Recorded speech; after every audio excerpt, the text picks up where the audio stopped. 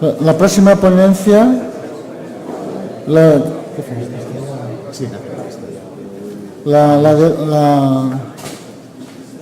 a càrrec de Ricardo Amat, és doctor arquitecte i arqueòleg, porta molts anys treballant a la Universitat Rovira i Virgili. Totes les ponències que tenim aquest matí són d'intervencions. Ell porta molts anys treballant amb l'anàlisi i la investigació d'edificis històrics, sobretot de la cultura romana, i potser que no és una intervenció en si, però es pot interpretar com a tal, en quant que porta tot un procés d'investigació i de conformació i estudi dels estils de l'arquitectura romana de Tàrraco. Ricardo, tienes la palabra. Muchas gracias. Bueno, yo antes que nada, obviamente tengo que agradecer la invitación a presentar esta pequeña exposición en esta sede, aunque cambia directamente respecto a la dinámica general, y por supuesto estoy particularmente grato de hablar precisamente con Jordi Segura, con quien hace ya algunos años ya tuvimos ocasión de debatir y discutir y pensar sobre cuáles eran los mejores criterios o las mejores estrategias que podía ofrecer un yacimiento arqueológico como el de Tarragona, ¿no? Y en ese sentido yo quiero subrayar, es decir, estamos hablando pues, de hace 10, 15 años, que es el momento en el que yo tuve algún tipo de responsabilidad respecto a la gestión de este patrimonio, y de cierta manera este conjunto arqueológico de Tarragona es particularmente ejemplar, no solamente por la materialidad específica de los restos romanos, la arquitectura romana que ha constituido la base de la estructura medieval de la ciudad de Tarragona, sino sobre todo porque es una ilustración de cómo los proyectos urbanos, las grandes estructuras arqueológicas que se extienden dando forma a centros históricos extensos y complejos, son siempre trabajos en continuación, ¿no? Son operaciones de transformación de tejidos urbanos complejos que ninguna generación puede darla por resuelta. El resultado, en realidad, las imágenes que yo les voy a presentar aquí son en realidad el resultado de cientos y cientos de personas que han ido trabajando sobre este conjunto, es decir, hay una carta arqueológica, piensen que en los últimos 30 años, bueno, aquí hay personas que esta parte han tenido responsabilidades directas en su gestión y los datos los tienen con mayor precisión que yo, pero son miles de excavaciones arqueológicas urbanas las que se han desarrollado en el yacimiento arqueológico de Tarragona. Eso implica una masa de información extraordinariamente vasta, rica, compleja, articulada, que no es fácil de gestionar porque las metodologías, naturalmente, los proyectos de arqueología urbana, al estar gestionados desde iniciativas privadas, están implicando una relación con el promotor, una relación económica entre promotor y el arqueólogo que realiza la excavación, la supervisión de la Generalitat respecto a la tutela, es decir, toda una serie de componentes complejas que yo creo que son bien conocidas por todos vosotros en la sala, pero que en el caso de Tarragona se acentúa precisamente por la importancia, la extraordinaria importancia de los restos arqueológicos. De hecho, bueno, la arqueología en Tarragona es bien conocido, nace ya en el siglo XVI, Pons de Icar, venido directamente desde Roma, da inicio a la recopilación de datos. Todo este es un proceso que sigue a lo largo del siglo XVII con las sociedades de amigos del país. El XVIII-XIX prosigue con todo el inventario y catalogación de los elementos, sobre todo epigráficos, produciéndose las primeras formas de intervención sobre los monumentos y también el primer coleccionismo, inicialmente ligado obviamente a la Iglesia, al arzobispo y posteriormente ya a través del desarrollo de la sociedad civil que confluye en el siglo XIX pues, con Hernández Sanaúja, la comisión de Monumentos Provincial, la creación del Museo Provincial, la Real Sociedad Arqueológica y toda una serie de interlocutores que van a seguir trabajando en los primeros decenios del siglo XX, ¿no? Con la restauración de la Generalitat después del final del franquismo, se se genera por primera vez, se empieza a plantear la gestión de Tarragona de la arqueología de Tarragona desde unas perspectivas contemporáneas. Es la época del TEDA, Xavier Dupré, Joaquín Ruiz de Arbulo, Aquilué, Jaume Massó, nombres algunos de los arqueólogos. Naturalmente me voy a dejar muchísimos porque son cientos las excavaciones que se han ido realizando y que han ido acumulando toda esta información puntual. Naturalmente estas excavaciones, este es un fragmento de la cartografía, es decir, con motivo de la Declaración de Patrimonio de la Humanidad, es decir, de la campaña para la Declaración de Patrimonio de la Humanidad, se inició un trabajo de inventario y catalogación en cooperación entre el Museo de Historia y el Servei d'Arqueologia de la Generalitat. Ese es un primer trabajo que confluyó a partir de la creación del ICAC en un proyecto que trataba de completar esta cartografía arqueológica y que al final confluyó en la publicación del volumen Planimetrías Arqueológicas de Tárraco, donde se presentaban los datos materiales puntuales. Esto fue, si no me equivoco, hace 5 años, y sobre ese material nosotros hemos proseguido el trabajo tratando de avanzar en lo que es la mera presentación de los datos arqueológicos puntuales y buscando una reconstrucción del tejido urbano, ¿no? Esta planta general acaba de ser publicada como anexo al CIL 2, el CIL es el Corpus Inscriptionum Latinorum. El fascículo, pues no me acuerdo ahora si es el 17 o el 30, no me acuerdo cuál de ese, son los epígrafes de Tarragona, y la Academia Histórica de Berlín ha decidido incluir toda esta cartografía en anexo y de hecho ya está publicado como anexo dentro del propio CIL. Este material es un material básico. En realidad, este sería el resumen general, más o menos, aproximadamente. Puede faltar alguna manchita roja. Las manchas rojas son, obviamente, las excavaciones arqueológicas y a partir de aquí es a partir de la cual nosotros podemos construir, proponer un modelo de interpretación urbanística que nos hable de cuáles son las dinámicas que condujeron a la formación de este agregado urbano que acabó convirtiéndose en la capital de la provincia más extensa del Imperio Romano. Para tener una idea de la escala de Tárraco en el contexto del Imperio Romano, basta pensar que el gobernador de Tarragona, es decir, de Tárraco, que era un legatus, es decir, un representante del emperador, de Augusto, legatus Augusti pro praetore, era el 4º cargo administrativo en la burocracia imperial. Es decir, tenemos varios ejemplos. Esto ha sido estudiado por Quetzalfeldi, el gran epigrafista que revisó todo este material, y es el que se dio cuenta de que en todo el imperio había como 6 o 7 personajes cuyos últimos cargos, los últimos 4 cargos en su carrera burocrática fue gobernador en Tárraco, de allí fue enviado a prefecto del Egipto, de prefecto del Egipto a prefecto de la Nona, es decir, del abastecimiento de la propia Roma imperial, y finalmente el último cargo fue prefecto del Pretorio, que era algo así como ministro de Asuntos Interiores de Italia. Es decir, que en la carrera burocrática del Imperio Romano, el gobernador de Tárraco estaba en los últimos 4 cargos de lo que se esperaba de lo que fuese un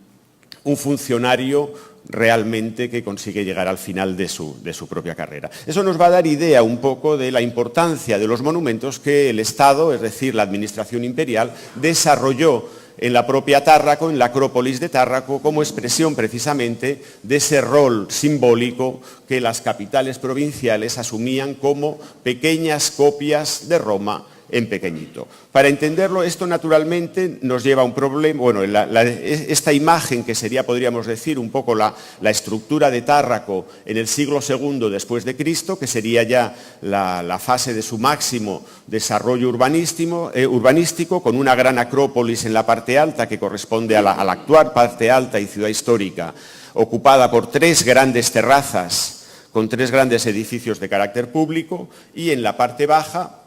mejor así, ¿no? Y en la parte baja el centro cívico de la ciudad, porque tenemos que pensar que en Tárraco se superponían 2 funciones distintas. La civitas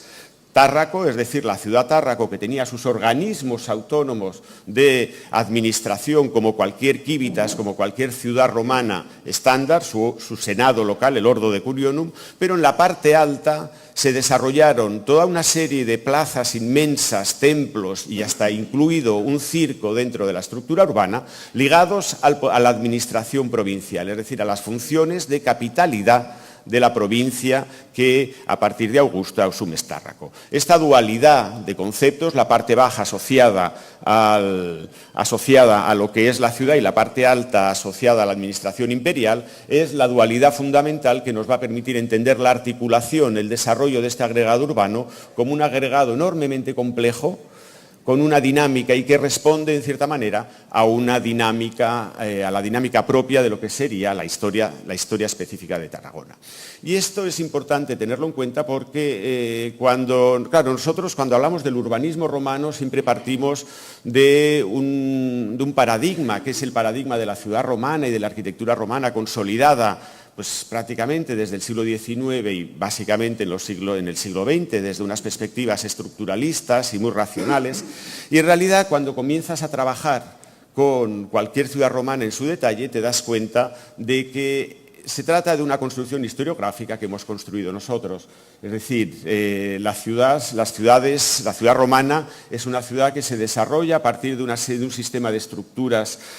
superpuestas que se van transformando y adaptando a las condiciones del medio y al diferente papel histórico que va jugando la ciudad a lo largo del tiempo. Y lo que les voy a presentar aquí rápidamente va a ser precisamente en qué medida Tárraco nos permite hablar en estos términos. En realidad, el punto de partida, y esto es una de las novedades de toda esta gran cantidad de información que se ha acumulado con estos últimos 30 años de excavaciones de arqueología de urgencia, es, por una parte, que empiezan a aflorar datos de la existencia, ya datos materiales mucho más concretos de los que se tenían hace 50 años, por ejemplo, de la existencia de un oppidum ibérico en la parte baja de la ciudad. Nosotros, en realidad, claro, disponemos apenas de 4 o 5 datos topográficos de este oppidum ibérico, de esta ciudad ibérica que estaría en la parte baja. Sabemos que estaba en esta parte baja, pero poco más, es decir, esto casi este dibujo que yo he puesto en esta planta casi es un intento extremado de poder dibujar, poder presentar una imagen formal de cómo, de alguna manera, cómo pudo ser este oppidum ibérico. En este sentido no lo tenemos demasiado claro. En cambio, en la parte alta nos volvemos a encontrar, en cierta manera, con el mismo tipo de situaciones. Tenemos un campamento militar romano construido al final de la Segunda Guerra Púnica, inicios del siglo II a.C. Obviamente la arqueología no nos permite fijar la cronología determinada de este campamento romano, pero la ciudad nos ofrece numerosos elementos arqueológicos precisamente para poder entender cuál es la dinámica en la que se desarrolla el campamento. Theodor Hauschild fue el arquitecto arqueólogo alemán que, excavando en Torre Minerva y excavando en la muralla, construyó un poco la teoría, la síntesis de cómo funcionan las murallas de la Acrópolis de Tárraco, y esta imagen, en cierta forma, lo muestra con claridad. Hay dos fases. Hay una primera fase, que es esta es una foto de los años 20, antes de que colapsase este sector de la muralla, y al colapsar este sector de la muralla dejó a la vista la Torre Minerva con el relieve que hasta entonces no se veía y que mostraba que la torre, ven aquí el relieve, que la torre pertenecía a una fase anterior, ¿no? Es decir, nosotros teníamos, el trabajo de Hauschild, en cierta manera, es este punto de aquí, la foto anterior. Hauschild finalmente demostró, en cierta forma, que existían dos situaciones superpuestas. Hay una primera fase de la muralla más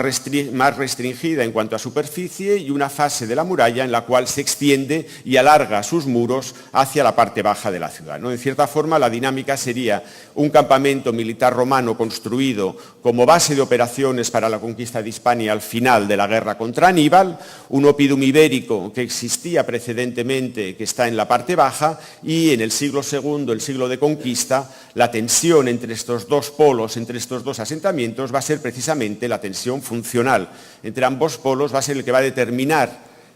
la unificación de ambas estructuras con una segunda fase de las murallas que abraza ya los dos asentamientos en un único sistema, que mantiene en la parte alta la funcionalidad de la base militar por donde están pasando las tropas que van a hacer las guerras contra Numancia, las guerras celtíberas que están conquistando la península y que tienen precisamente en el puerto de Tárraco, en este momento del siglo II, la gran base de operaciones. En realidad, este proceso, el trabajo, claro, para nosotros construir desarrollar estos elementos significa, ante todo, desarrollar dibujos. Nuestro instrumento fundamental de comprensión y de explicación es el dibujo. Es el dibujo porque, desgraciadamente, los restos que tenemos son fragmentos de muros que han quedado integrados entre edificios modernos aquí podemos ver muy bien, ¿no? A la izquierda tenemos las evidencias realmente conservadas y a la derecha es la propuesta de interpretación, de reconstrucción de este paisaje con estos datos. Es obvio que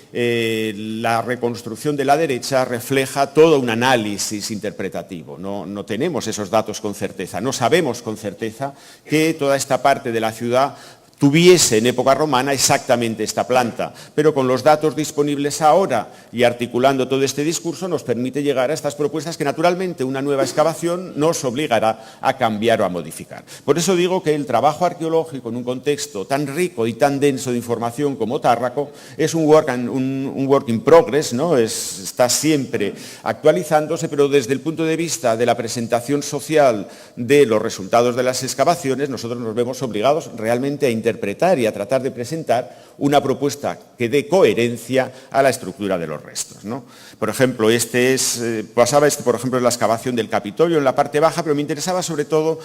por la exploración, son las tres fases del Capitolio de Tárraco, a partir de la excavación con Joaquín Ruiz de Arbulo, David Vivo, etcétera, que se hizo hace 8 años, no, hace más 10 años. Pero que en cualquier caso nos muestra cómo en realidad el problema de la arqueología de Tárraco no es solamente, es decir, el problema de tutela y conservación es un elemento, es una cuestión, es una dinámica. El problema de la interpretación y de la presentación de los restos es un problema en muchas ocasiones de dibujo y entender el dibujo no como un resultado finalista, sino como un instrumento de análisis e interpretación. Todo esto es lo que correspondería a las reconstrucciones de la parte baja de la ciudad, es decir, el conjunto cívico formado por el foro de la ciudad, el Capitolio, que es el templo tutelar de la ciudad, y este pequeño templo que tenemos en primera imagen en la vista de arriba, que es el templo probablemente de la tutela tarraconensis, ya que Getzalfeldi precisamente encontró una de las inscripciones situadas en el propio recinto y que podría ser. Naturalmente tenemos muy pocos elementos de este edificio, pero esta es una propuesta interpretativa de cómo podría estar articulado. En cualquier caso, la imagen yo creo que nos transmite muy bien lo que sería el centro de la ciudad de Tárraco, con sus habitantes y sus órganos de administración propias. El templo capitolino, es decir, la divinidad tutelar, la basílica como la sede jurídica de los magistrados de la ciudad y el templo que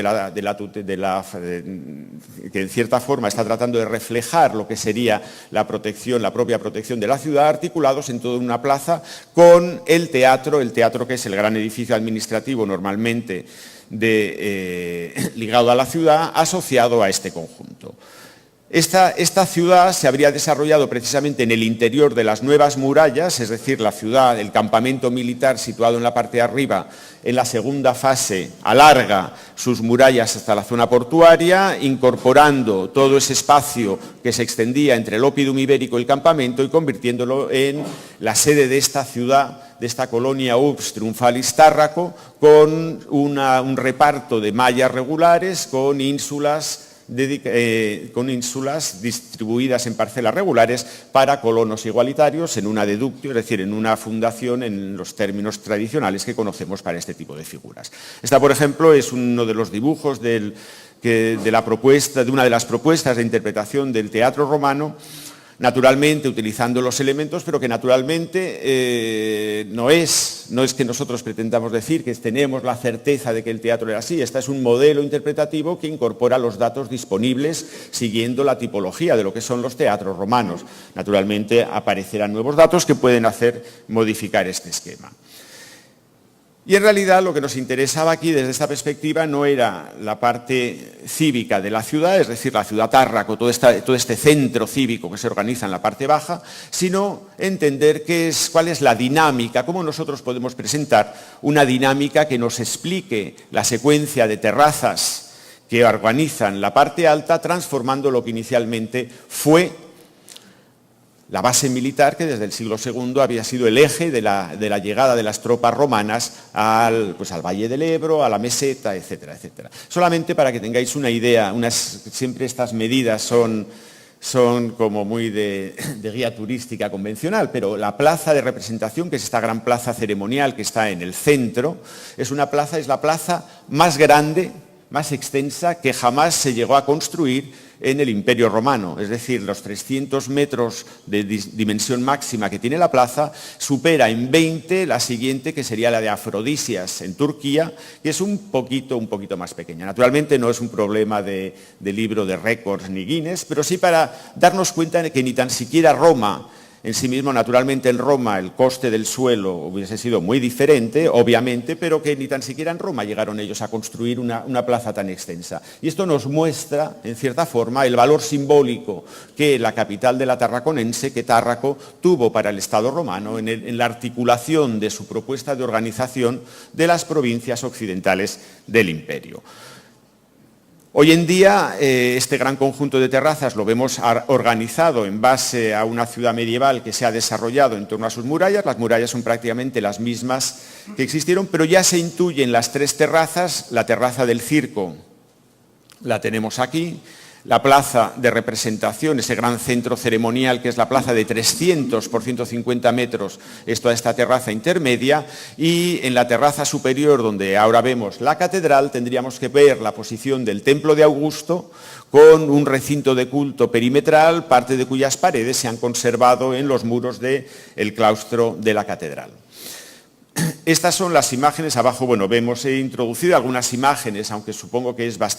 suficientemente conocida la importancia monumental de estos restos, en cierta forma, en la plaza de Payol, que es la imagen central que vemos en la diapositiva. Vemos cómo en realidad la estructura medieval de la ciudad utiliza en cierta manera los muros estructurales romanos casi como el esqueleto sobre el que se van implantando las nuevas edificaciones. Es decir, que el resultado al final es una dialéctica histórica entre restos que tenían prácticamente 1000 años más. 1000 años cuando en la Edad Media son reaprovechados para la reocupación cristiana de la ciudad y la construcción de los nuevos edificios medievales, pero que lo importante, lo extraordinario es darnos cuenta de la dimensión monumental que adquieren todas estas presencias romanas en la configuración del paisaje urbano. Y eso va a ser un elemento determinante en los proyectos de rehabilitación que se han ido sucediendo a lo largo del tiempo. Yo no voy a hablarles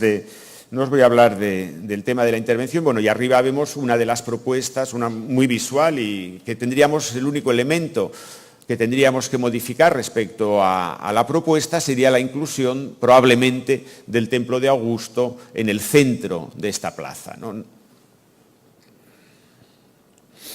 Esta sería la documentación completa. Vemos sobre la cartografía general todos los elementos. Claro, ¿cuál es nuestro problema? Nuestro problema es que en realidad lo que vemos es una ciudad medieval, es una estructura histórica rehecha fundamentalmente, la mayor parte de la edificación privada es rehecha después de las destrucciones del francés, es una ciudad que sufre mucho con la guerra de la independencia, pero que configura un paisaje articulado precisamente, un paisaje histórico articulado precisamente a partir de estos elementos estructurales romanos que reaparecen a lo largo de todo el centro histórico en diferentes momentos. Lo importante es que la estructura topográfica del centro histórico refleja directamente la estructura topográfica que habían tenido los tres monumentos romanos, las tres unidades, el circo, la plaza de representación y el recinto de culto. Y lo interesante es que en realidad la base militar que se establece en el siglo II ya había establecido esta situación. Vamos a pasar rápidamente, porque yo supongo que ya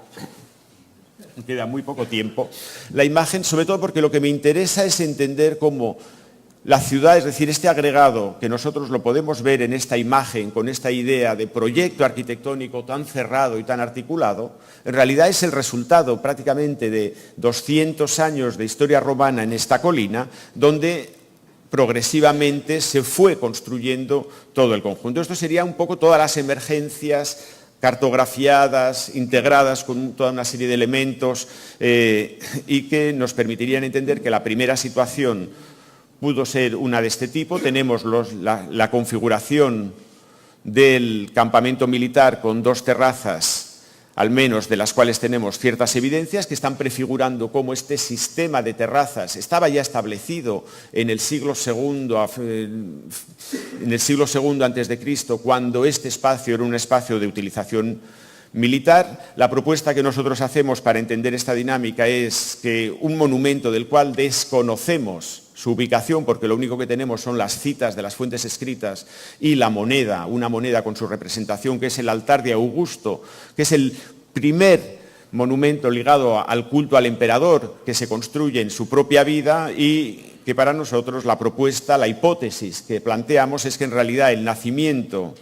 de esta utilización monumental de la antigua base militar precisamente podría ser asociada a la colocación del gran altar de Augusto en la primera de las terrazas. Este altar tiene sus paralelos, pues, por ejemplo, en Lugdunum, en Colonia, es decir, en las capitales provinciales, donde es precisamente el ejército romano como agente político del Estado el que se encarga de introducir estos altares que se dedican en realidad al genio del emperador, porque el Augusto está todavía vivo, pero que significan el punto de partida de lo que sería el desarrollo del culto imperial como forma de legitimación del régimen. Nosotros, insisto, esta es una imagen construida, el altar no tenemos de él más que la moneda, pero la lógica de lo que serían estos altares estatales podría estar ligada precisamente a la utilización, a la primera utilización de estos terrenos militares que después del final de las guerras cántabras habrían perdido su afectación militar. El segundo elemento importantísimo que conocemos por las fuentes y para el que sí que ya tenemos más elementos es el templo de Augusto. Si el altar se construye en vida de Augusto, en cambio el templo ya está dedicado en época del emperador Tiberio y son los tarraconenses los que sabemos que van a pedir el permiso para su construcción. Es el templo, que tendríamos debajo de la catedral, donde las últimas excavaciones entre el arzobispado, el ICAC y el Museo de Historia de Tarragona han empezado a descubrir algunos indicios, algunos elementos debajo de los pavimentos de la catedral. Del templo tenemos su fachada en las monedas y un elemento anecdótico, contamos con uno de los dedos de lo que podría ser la gran estatua monumental que se albergaba en el interior de la cela, que es un dedo de grandes dimensiones. Lo que nos interesa es que además tenemos materiales como frisos, fragmentos de capitel, trozos de columnas, pero asociados, pero lo extraordinario de todo esto está hecho en mármol de Luni Carrara, es decir, es mármol de las propiedades de las canteras imperiales, y este, por ejemplo, que es uno de los fragmentos de friso, del friso del templo, este es un friso de 95 centímetros de altura, es una pieza recortada, reaprovechada en el siglo V y encontrada en una excavación. Yo lo he girado para que cubra mejor toda la diapositiva,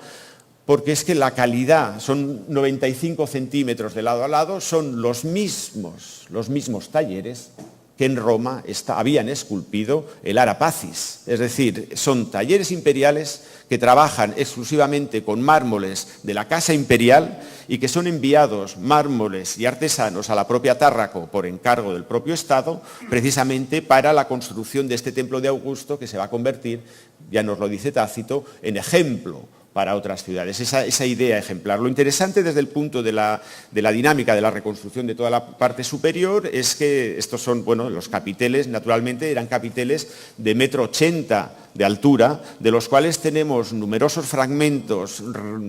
triturados y machacados en el desmontaje del edificio, pero que a nosotros, desde el punto de vista arqueológico, vuelvo a insistir, el dibujo es nuestra herramienta de análisis, nos permite, a partir de estos fragmentos, llegar a entender cuál es la escala monumental del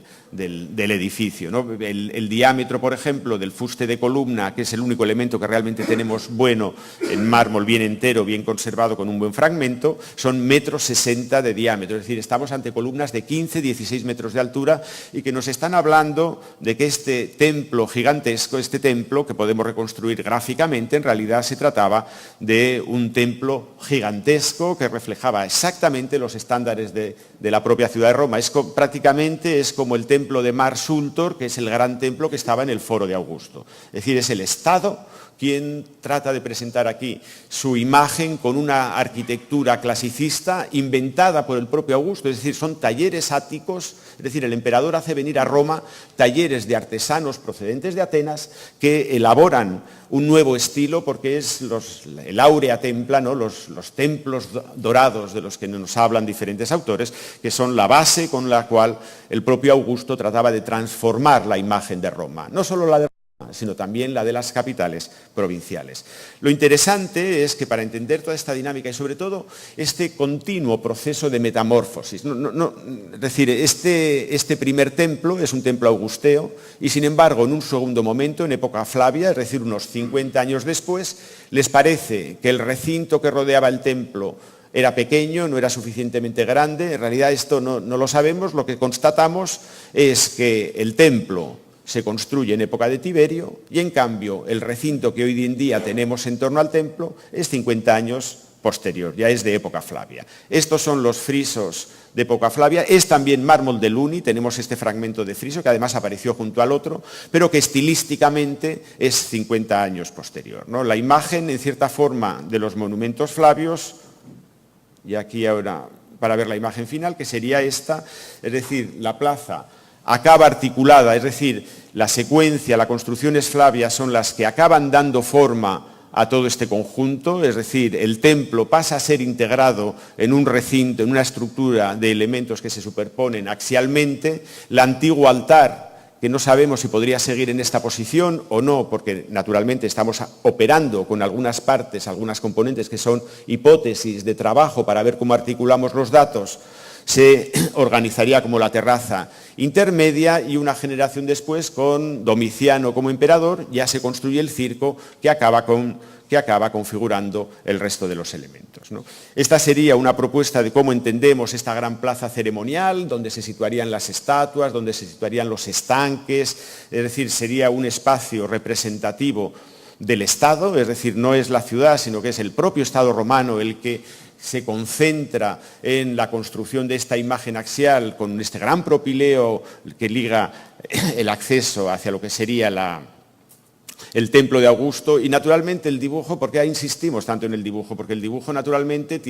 es un lenguaje que nos permite operar con públicos diferentes. No es lo mismo el público, es decir, dirigirte a un público más culto, que tiene un mayor interés en conocer unos detalles más objetivos, o construir imágenes como estas que están pensadas para niños y para estructuras didácticas, pero que a nosotros, es decir, el poder trabajar con otra gente que está produciendo este tipo de imágenes son las que nos permite desarrollar todo nuestro trabajo para llegar desde lo que sería la excavación arqueológica hasta el final la configuración del espacio urbano. Esta es la última imagen, que es la que resume un poco esta idea general. Lo que me gustaría reflejar en cierta manera es que la riqueza extraordinaria de datos que acumula la ciudad de Tárraco, precisamente por su importancia antigua, pero también por los programas arqueológicos que se han venido desarrollando en los últimos 30 años desde las administraciones fundamentalmente, nos permite mostrar o intuir que la ciudad romana, con sus arquitecturas y sus monumentos, es un fenómeno mucho más complejo que esa idea racionalista que siempre habíamos construido desde desde el descubrimiento del manual de Vitruvio. Vitruvio en realidad en muchas ocasiones le echamos la culpa de todos nuestros males porque no nos explica lo que querríamos. Vitruvio parece que está hablando, no sabemos para quién. En realidad, el problema de Vitruvio es entender, es decir, hasta que uno no se da cuenta que Vitruvio en realidad no era arquitecto, es decir, él era constructor de máquinas de guerra, era un experto en madera, que de forma autónoma se desarrolló toda esa formación helenística Y en un momento dado escribe su libro, pero nos lo dice para quien lo escribe. No lo escribe para constructores ni para arquitectos, él lo construye para los políticos y ya lo dice, este libro, esto lo escribo porque ya estoy harto de ver que arquitectos mediocres consiguen buenos proyectos y yo que soy buenísimo no consigo nada. Entonces quiero que los políticos, los magistrados, tengan criterios para juzgar las buenas obras. Y esa finalidad y este interés del propio Vitruvio, que me parece digno de alabanza en las circunstancias históricas en las que nos encontramos actualmente, ese equívoco desde el Renacimiento ha arrastrado una línea interpretativa de lo que es la arquitectura romana, basada sobre todo en la arquitectura neoclásica y en la perspectiva estructuralista del siglo XX, que nos ha hecho alejarnos mucho de lo que son las realidades. Y con esto, bueno, muchas gracias por la atención.